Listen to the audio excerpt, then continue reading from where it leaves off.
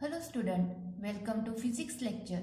Today we are going to start fourth part of the chapter 7 is intensity distribution. We know that intensity distribution. We know that the intensity is directly proportional to amplitude square. Intensity he directly proportional असते amplitude च्या square ला. I is the intensity at bright point. आपण I काय consider केलेला आहे intensity आहे bright पॉइंटची. Hence I is equals to 4 time I0. ही इंटेन्सिटी ब्राइट पॉइंटची जी इंटेन्सिटी आहे ही काय असते 4 टाइम्स I0. I0 काय आहे I0 is the intensity of incident wave. Incident wave. The intensity gradually changes from. यावरून आपल्याला असं लक्षात येते की इंटेन्सिटी ही चेंज होते कुठून कुठपर्यंत 0 to 4 I0 and vice versa. Thus the interference fringes are equally bright and equally space. यामुळे जे इंटेन्सिटी ग्रॅज्युअली काय होतं चेंज होते 0 to 4 I0 पर्यंत, पुन्हा 4 I0 पासून 0 पर्यंत व्हाइस वर्सा. त्यामुळे इंटरफेरन्स फ्रिंजेस जे मिळतात आपल्याला मॅक्झिमम मिनिमम किंवा ब्राइट आणि डार्क पॉइंट जे मिळतात ते इक्वली काय राहते स्पेस झालेले राहते. आता आपल्याला जर इंटेन्सिटी काढायची असेल स्क्रीनवरती एका पॉइंटवरची त्याचा फेज डिफरन्स फाय असेल. We can calculate the intensity at P on the screen where phase difference between two waves is phi as follows. The equation of two waves coming from S1 and S2 at point P on the screen as equation E1 is equals to E0 sin omega t and E2 is equals to E0 sin in bracket omega t plus phi. कारण त्या दोन wave मधला phase difference किती आहे five आहे. The incident intensity आपल्याला माहित आहे इन्सिडेंट इंटेन्सिटी ही डायरेक्टली प्रपोर्शनल राहते अँप्लिट्यूडच्या स्क्वेअरला. म्हणून इथे आपण लिहिला I0 is equals to magnitude of E0 square. The resultant electric field at P will be given by. आता रिझल्टंट इलेक्ट्रिक फील्ड काय होईल दोन्ही याचं काय करू आपण दोन्ही इलेक्ट्रिक जे आहे इक्वेशन त्याची आपण काय करू ऍडिशन करू. तर आपल्याला काय मिळेल E is equals to E0 sine omega t plus E0 sine in bracket omega t plus phi is equals to. हे जर आपण सॉल्व केलं तर काय येईल 2 E0 cos phi by 2 sin in bracket omega t plus phi by 2. The amplitude of the wave is इथे हे काय आहे amplitude आहे आपली. Amplitude of the wave is 2 E0 cos phi by 2. Thus the intensity at P will be proportional to. आपल्या आपण बघितलं intensity is directly proportional to amplitude square. म्हणून काय येईल is directly proportional to 2 E0 cos phi by 2 चा square whole square. And it will be equal to आणि equal कशाचे राहते 4 I0 cos square phi by 2. If the amplitude of two waves are different. आता आपण दोन वेव्हची amplitude जर वेगवेगळी असेल कन्सिडर केलेली आहे. एका वेव्हची आहे E10 आणि दुसऱ्या वेव्हची आहे E20. At bright point amplitude is bright पॉइंटला एम्प्लिट्यूड किती राहील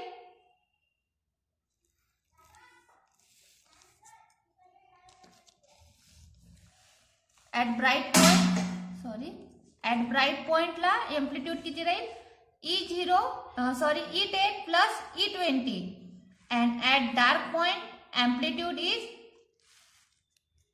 E10 minus E20 आणि इंटेन्सिटी किती राहील at bright point intensity is directly proportional to E10 plus E20 whole square आणि at dark point intensity is directly proportional to E10 minus E20 whole square. While at the center of the dark fringes, the intensity will not be 0, but it will be proportional to dark fringes मध्ये intensity ही 0 नसते, परंतु किती directly proportional असते E10 minus E20 चा स्क्वेअरला. हे झालं आपण intensity distribution. आता आपल्याला बघायचं याच्यानंतर conditions for obtaining well defined and steady interference pattern. कोणत्या कोणत्या कंडिशन आहे की स्टेडी इंटरफेरन्स पॅटर्न मिळवण्यासाठी ते आपल्याला बघायचं आहे.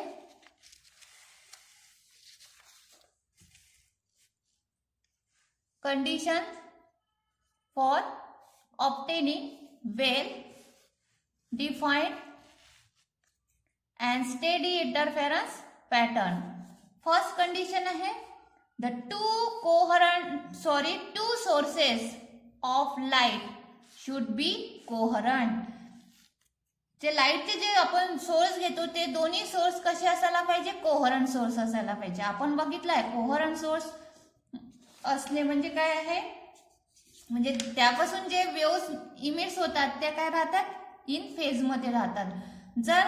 त्यापासून जर आपल्याला आपण जर वेगवेगळे म्हणजे असे सोर्स घेतले की ज्यापासून वेव्ह इमिट होत आहे आणि त्या सेम फेज मध्ये नसेल तर काय होईल, तिथे पोझिशन ऑफ मॅक्झिमा आणि मिनिमा काय होईल चेंज होईल विथ टाइमनुसार मॅक्झिमा आणि मिनिमा चेंज होईल आणि इंटरफेरन्स पॅटर्न आपल्याला तिथे स्टेडी मिळणार नाही. त्यामुळेच आपण इथे काय घेतलेलं आहे, two sources of light should be coherent. Second condition, the two sources of light must be monochromatic. जे दोन सोर्स घेत आहे आपण लाईटचे ते कसे असायला पाहिजे, मोनोक्रोमॅटिक असायला पाहिजे.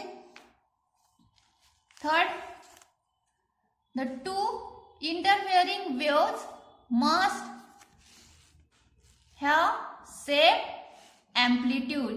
ज्या दोन वेव्हचा इंटरफिअरिंग होत आहे त्या दोन्ही वेव्हची एम्प्लिट्यूड कशी असायला पाहिजे, सेम असायला पाहिजे. Fourth, the separation between the two slides must be small in comparison to the distance between the plane containing the slides and the observing screen. जे दोन स्लाइड्स मधलं जे डिस्टन्स आहे ते काय असायला पाहिजे, स्मॉल असायला पाहिजे. कशापेक्षा, स्क्रीन आणि स्लाइड्स मधल्या डिस्टन्स पेक्षा. Fifth point, the two slides should be narrow. जे स्लाइड्स आपण यूज करत आहे त्या नॅरो असायला पाहिजे, म्हणजे स्मॉल पिन होल असायला पाहिजे त्यात. 6. The two waves should be in the state of polarization. आणि ज्या दोन वेव्ज आहेत त्या स्टेट ऑफ पोलरायझेशन असायला पाहिजे. आता आपल्या या टेक्स्टबुक मधलं जे रेड्यूस पार्ट मध्ये पोलरायझेशन हे रेड्यूस पार्ट मध्ये आहे म्हणून तुम्हाला पोलरायझेशन मी येथे शिकवलेलं नाही आहे. आता आपल्याला बघायचं आहे methods for obtaining कोहरंट sources.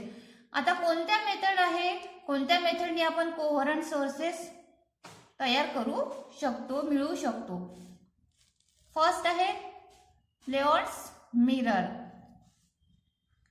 This is an extensively used device.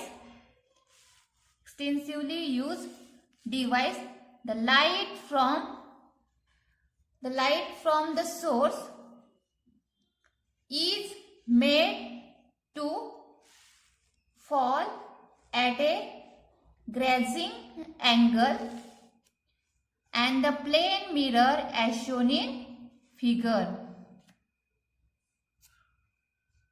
Lloyds mirror ही एक्सटेन्सिव्हली यूज करणारी डिव्हाइस आहे. याच्यामध्ये लाईट सोर्स लाईट सोर्स कशापासून तयार केले जाते?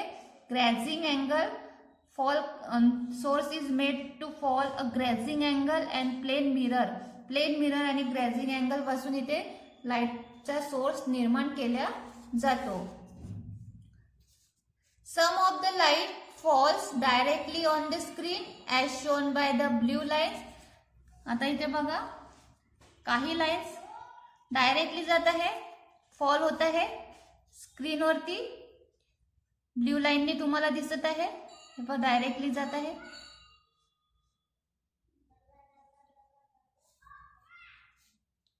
And some light fall after reflection as shown by red line. आणि काही हा काय आहे? ग्रॅझिंग किंवा हा मिरर आहे. काही काय होत आहे? रिफ्लेक्ट होऊन त्याच्यावरती स्क्रीनवरती इन्सिडेंट होत आहे. रिफ्लेक्ट होऊन स्क्रीनवरती इन्सिडेंट होत आहे. ते कोणत्या लाईनने इंडिकेट केलेले आहे? आपण रेड लाईनने इंडिकेट केलेले आहे. बघा, इथून हा इथे इन्सिडेंट झाला आणि इथून हे रिफ्लेक्ट झाला. इथून इन्सिडेंट, इथून रिफ्लेक्ट, इथे इन्सिडेंट, इथून रिफ्लेक्ट झालाय स्क्रीनवरती. आणि ब्ल्यू हे डायरेक्टली काय झालेले आहे? इन्सिडेंट झालेले आहे स्क्रीनवरती, डायग्राम मध्ये दाखवल्याप्रमाणे. The reflected light appears to come from virtual source and so we get two sources. जे रिफ्लेक्टेड लाईट असं वाटत आहे की आपल्याला त्या व्हर्च्युअल सोर्सेस पासून इमिट झाल्यासारखे दिसत आहे. व्हर्च्युअल म्हणजे आभासी सोर्स. समजा इथून असं आपल्याला वाटते की ही काय निघत आहे, इथून इमिट झाल्यासारखे दिसत आहे. They are delivered from a single source and hence are coherent. परंतु हा पण सोर्स जो व्हर्च्युअल सोर्स आहे तर आपला एकच सोर्स आहे, म्हणजे एकच सोर्स पासून, सिंगल सोर्स पासून काय झालेलं आहे? डिलिव्हर्ड झालेलं आहे. They interfere as an interference pattern is obtain as shown in figure. म्हणजे पहा, ही वेव्ह, ह्या वेव्स काय होतात? इंटरफेअर होतात आणि इंटरफेअर फ्रिंजेस, इंटरफेरन्स पॅटर्न आपल्याला डायग्राम मध्ये दिसत आहे as shown in figure. Note that even through we have shown the direct and reflected ray by blue and red lines, the light is monochromatic having a single wavelength. आता आपण इथे note केलेले आहे. बघा, आता आपल्याला इथे दिसत आहे डायरेक्ट लाईन्स, डायरेक्ट रे जे आहे ते ब्ल्यू लाईन्सने इंडिकेट केले आपण आणि रिफ्लेक्टेड रे रेड लाईन्सने इंडिकेट केलेले आहे. हे लाईट्स कशी आहे? मोनोक्रोमॅटिक आहे. मोनोक्रोमॅटिक आहे आणि त्याची वेव्हलेंथ काय आहे? सिंगल वेव्हलेंथची आहे. ही झाली फर्स्ट मेथड. या मेथडचा यूज करून आपण टू कोहरंट सोर्सेस तयार करू शकतो. आपल्याला दोन सोर्सेस मिळाले. हे बघा, हा एक सोर्स आणि हे दुसरा सोर्स लॉयड्स मिररने. सेकंड मेथड आहे Fresnel biprism method. Second method is Fresnel biprism method. इथे बायप्रिझमचा यूज केलेला आहे या मेथड मध्ये. ए बायप्रिझम, आता बायप्रिझम कसा बनवलेला आहे? ए बायप्रिझम याच्या नावातच आहे बायप्रिझम. बाय म्हणजे two. Biprism is a prism with vertex angle of nearly 180 degree.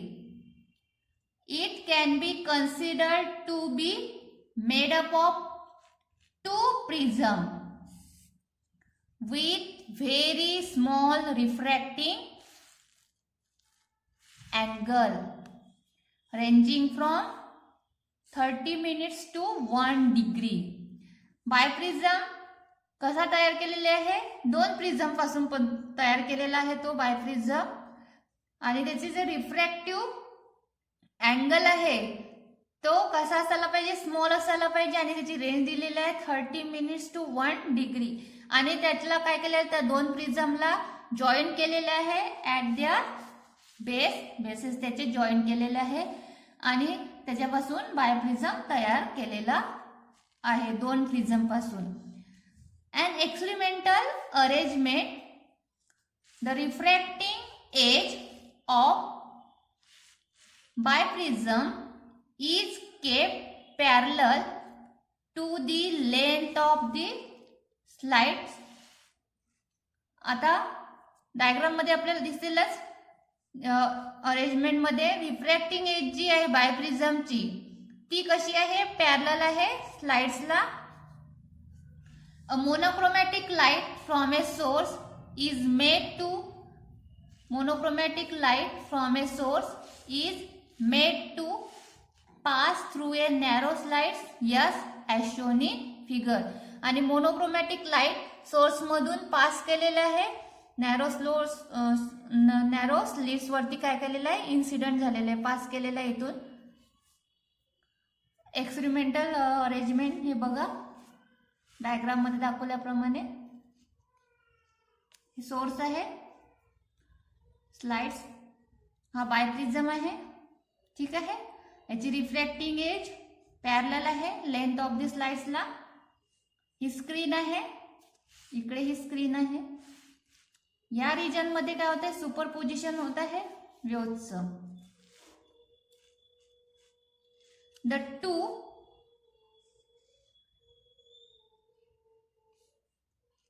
The two holes of biprism from virtual images S1 and S2, by images S1 and S2, these are coherent sources having opted from a single secondary sources. आता इथे बघा diagram मध्ये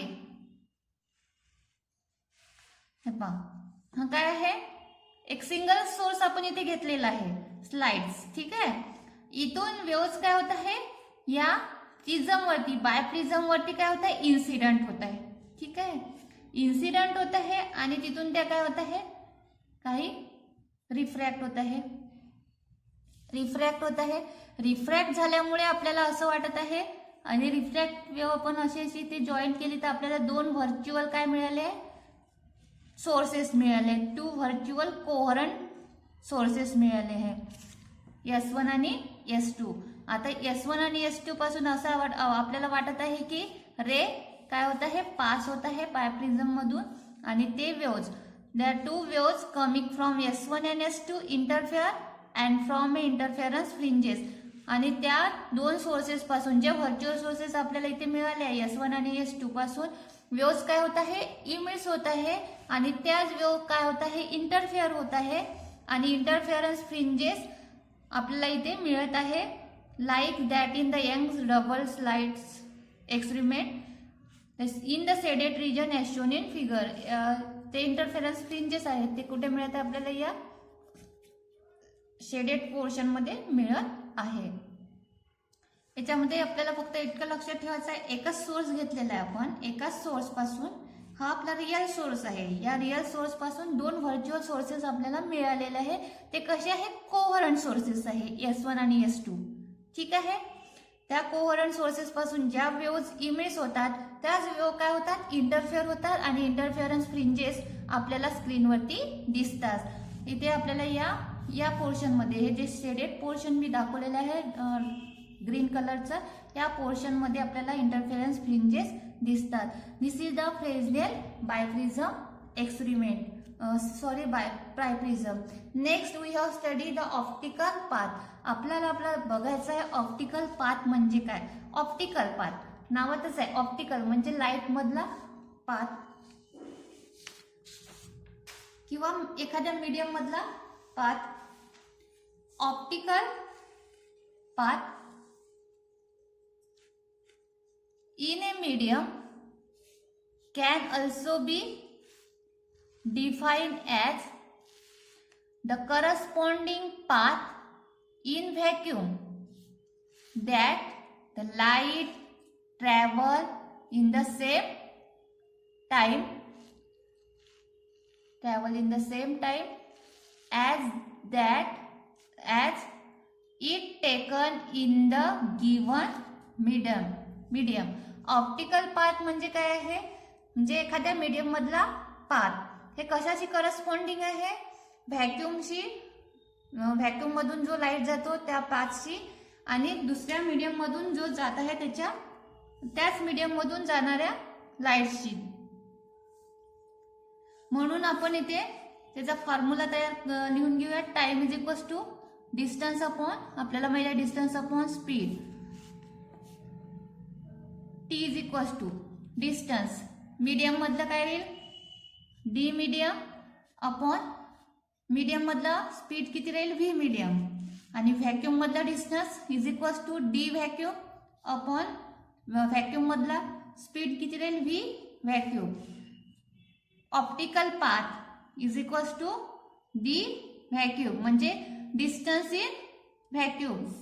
optical path म्हणजे आपल्याला काय आहे, vacuum मध्ये किती डिस्टन्स त्यांनी पार केलेला आहे लाईटनी, इज इक्वल्स टू काय येईल, जर आपण हे सॉल्व्ह केलं तर काय येईल, v vacuum upon v medium into D medium is equals to, आपल्याला माहित आहे velocity in vacuum upon velocity in medium, it is nothing but refractive index, is equals to n into D medium. Thus a distance d travel in a medium of a refractive index. Thus a distance d travel in a medium of refractive index n. Introduce the path difference is equals to nd minus d is equals to, जर याच्यातून आपण d बाहेर काढला तर काय येईल, n minus 1 over the ray traveling equal distance through vacuum. जर distance d travel केलं असेल मीडियम मधून आणि त्याचा रिफ्रॅक्टिव्ह इंडेक्स किती असेल, n असेल, तर किती पाथ डिफरन्स इंट्रोड्यूस होईल, nd मायनस d, म्हणजे d n minus 1. If we introduce a transparent plate of thickness t and refractive index n in front of slides S1. आता आपण एक ट्रान्सपरंट प्लेट ठेवलेली आहे स्लाइड्सच्या मध्ये, त्यावेळेस त्याचा ऑप्टिकल पाथ किती होईल, then the optical path travel by wave along S1 P in absence of plate by n1 minus 1 t and interference pattern will be shift in one direction. आणि त्यावेळेस interference pattern काय होईल, shift होईल एका डायरेक्शननी. हे झालं ऑप्टिकल पाथ. ऑप्टिकल पाथचं आपल्याला एवढं लक्षात ठेवायचं आहे, ऑप्टिकल पाथ म्हणजे काय आहे, डिस्टन्स इन व्हॅक्यूम, त्या लाईटचा डिस्टन्स व्हॅक्यूम मध्ये किती आहे ते झाला त्याचा ऑप्टिकल पाथ. त्याचा फॉर्म्युला लक्षात ठेवायचा, optical path is equals to refractive index into D medium, distance in medium. याच्यावरचे आपण काही न्यूमरिकल बघूया ऑप्टिकल पाथ वरचे. एक्सरसाइज मधला हे न्यूमरिकल 14 नंबरचं न्यूमरिकल आहे ते बघा. The optical path of a ray of light of a given wavelength traveling a distance of 3 cm in flint glass having refractive index 1.6 is same as that and traveling a distance x centimeter through a medium having refractive index 1.25. Determine the value of x. Optical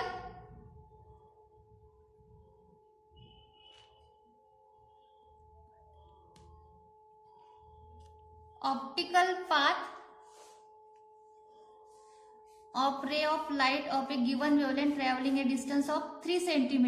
3 cm हे distance planes glass दिलेला आहे, त्याची length दिलेली आहे 3 cm. आणि त्याचा refractive index दिलेला आहे 1.6. आपण हे समजण्यासाठी काढलेलं आहे. हा काय फ्लिंट ग्लास आहे. त्याचा रिफ्रॅक्टिव्ह इंडेक्स आपण N1 ने इंडिकेट केला आहे. किती आहे 1.6 आहे. आणि त्याची जे विड्थ आहे ती किती आहे 3 सेंटीमीटर, म्हणजे इतका डिस्टन्स त्यांनी ट्रॅव्हल केलेला आहे लाईटने. आणि आपण कन्सिडर केला आहे मीडियम आहे. मीडियमचा रिफ्रॅक्टिव्ह इंडेक्स किती आहे N2 ने इंडिकेट केला आहे, तो किती आहे 1.25 आहे. तर आपल्याला त्याचा ऑप्टिकल पाथ काढायचा आहे, म्हणजे त्याची व्हॅल्यू काढायची आहे x, म्हणजे किती विड्थ आहे, डिस्टन्स किती आहे काढायचं आहे x सेंटीमीटर. आपल्याला त्या मीडियमचं काढायचं आहे. आपण आत्ताच बघितलं आहे ऑप्टिकल आपण आता हे लिहून घेऊ. दोन्ही यांचं काय राहील, optical path in flint glass is equals to optical path in medium. दोन्ही इथला ऑप्टिकल पाथ काय राहतो, सेम राहतो. ऑप्टिकल पाथचा आपल्याला फॉर्म्युला माहित आहे. Optical path is nothing but refractive index into distance in flint glass is equals to N2 distance in medium. N1 काय refractive index in flint glass आहे म्हणून N1 distance in flint glass is equals to N2 काय refractive index of medium आहे म्हणून N2 distance in medium. आपल्याजवळ ज्या value आहे ती लिहून घेऊ. N1 into distance in flint glass किती आहे 3 आहे is equals to N2 distance in medium किती आहे x आहे. रिफ्रॅक्टिव्ह इंडेक्स किती आहे N1 1.6 आहे into 3 is equals to refractive index किती आहे इथे N2 1.25 इंटू x. आपल्याला काय काढायचं आहे x काढायचा आहे. Hence x is equals to 4.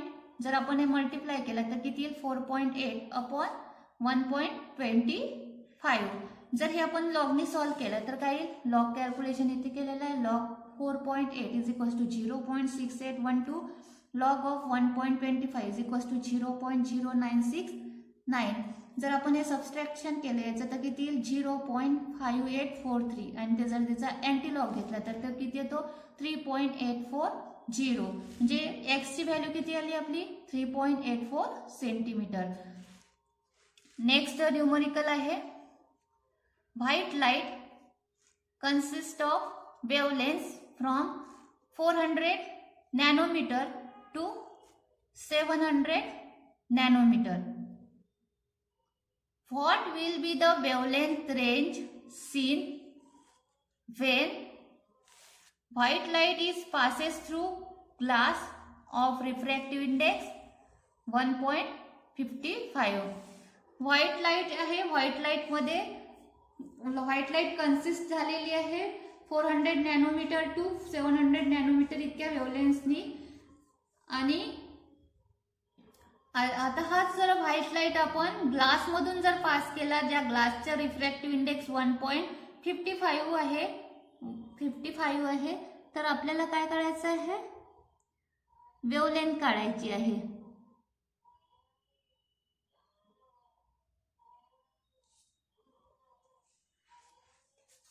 Wavelength त्या रिफ्रॅक्टिव्ह ग्लास मधली G1 लिहून घेऊ आपण. λ1 air is equals to 400 nanometer. λ2 air is equals to 700 nanometer. Refractive index किती आहे 1.55. ठीक आहे. λ1 मीडियम काढायचं आहे. λ1 मीडियम आणि λ2 मीडियम वेवलेंथ काढायची आहे आपल्याला. तर λ1 मीडियमचा फॉर्म्युला काय आहे λ1 air upon n is equals to λ1 air किती आहे 400 अपॉन n किती आहे 1.55. जर हे आपण लॉगने कॅल्क्युलेट केलं तर किती log of 400 is equals to 2.6021 minus log of 1.55. याचा जर लॉग घेतला तर किती 0.1903. याचं सबस्ट्रॅक्शन करावे लागेल. सबस्ट्रॅक्शन जर केलं तर किती 2.418. आणि जर याचा अँटी लॉग घेतला तर तो किती येतो 258.06. म्हणजे λ1 मीडियम वेवलेंथ इन मीडियम किती 258.06. आता λ2 मीडियम आपल्याला दुसरी वेवलेंथ काढायची आहे. ते पण काय येईल λ2 air upon n lambda 2 air upon 2 lambda 2 medium is equals to lambda 2 air upon n is equals to lambda 2 ची व्हॅल्यू किती आहे 700 अपॉन n1 ची रिफ्रॅक्टिव्ह इंडेक्स किती आहे 1.55. जर आपण हे लॉगने कॅल्क्युलेट केलं तर किती log of 700 is equals to 2.8451 log of 1.55 is equals to 0.1903. Subtraction करावं लागेल. सबस्ट्रॅक्शन जर केली तर किती 2.6548. जर याचा अँटीलॉग घेतला तर तो किती होतो 4. आता आपण याचा अँटीलॉग बघताना किती तो 4516 येईल, परंतु कॅरेक्टरिस्टिक किती आहे 2 आहे म्हणून 3 डिजिट नंतर डेसिमल पॉईंट द्यावा लागेल 451.6. म्हणून लॅम्बडा 2 मीडियम किती आला 451.6 नॅनोमीटर. म्हणजे वेवलेंथ किती झाली, किती कुठून कुठे रेंज होईल त्याची 258.06 nanometre to 451.6 nanometer in glass. In this way we have this is all about this topic. In this way we have continue this is all about this topic. Thank you for watching this video. In next video we can study the diffraction of light. Thank you.